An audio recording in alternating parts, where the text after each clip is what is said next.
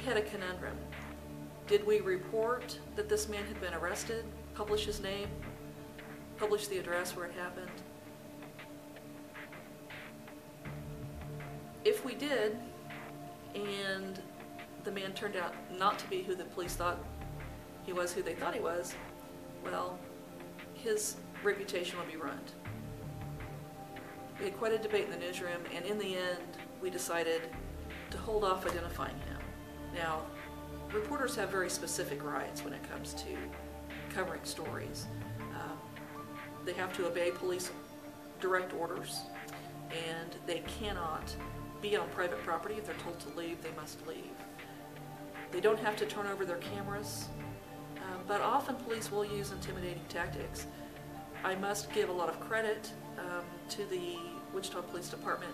They understood that, especially Eagle reporters, did everything that they could to stay within the bounds of the law. They respected us for that.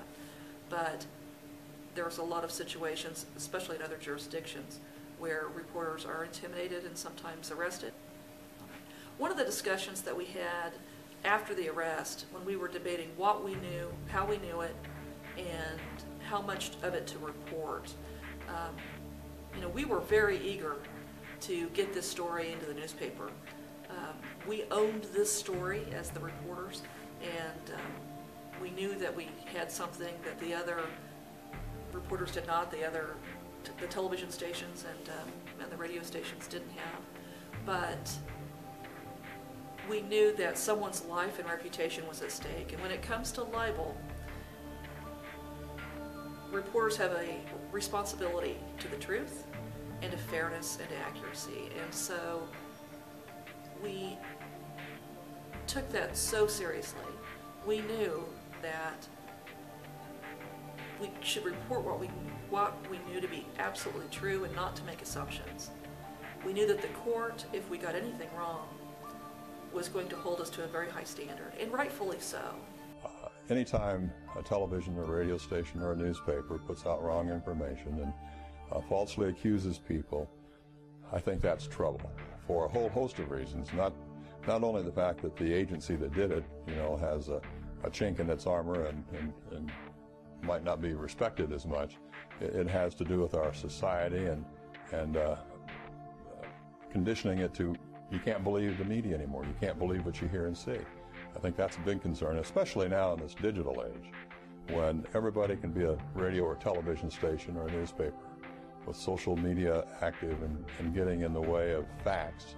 I think it's a major problem for our country, not just the media issues, not just the defamation issues that come up out of it, but I think our freedoms are at stake, and we have to somehow get our hands around that and try to make sure, well, however we do it, I don't have the answer, I wish I did, but you kids, you guys who are working on this right now are going to be charged with coming up with a way to control and make sure that as information is disseminated, that it's right, and not only that it's fair and accurate.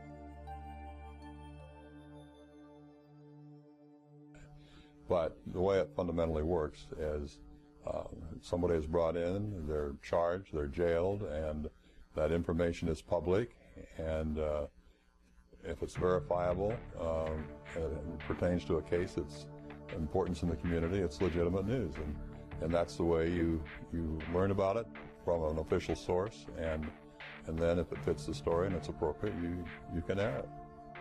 It depends on the situation. In my experience, sometimes it is, sometimes it isn't. There are multiple scenarios that come into play. The important thing for a reporter is to have the relationship so he can go to the police department or to the attorney that filed, the city attorney, county attorney, whoever filed the charges, and get the information. You can't take it secondhand from the street and put it out and be safe and know that you're right. You probably are going to make some big mistakes doing that. But if you get permission from police authority to release a name, then I think you are in good position. I mean, you have done your checking, as it were.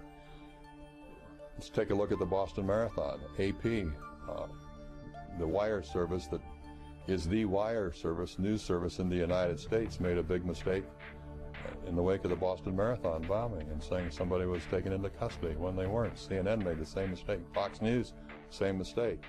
CBS and NBC, especially NBC, saying, no, that's not right. It hasn't happened. And it hadn't happened. Somebody could have easily checked the police authority to see if it's true, and they didn't on our national wire service. And I think that's a major problem for AP, and I think while we're talking about PTK here in Wichita being a problem for KSN, I think it's been a bigger problem for AP to put out that kind of wrong information, because it shoots a hole in their credibility on the big picture on just any general flow of news.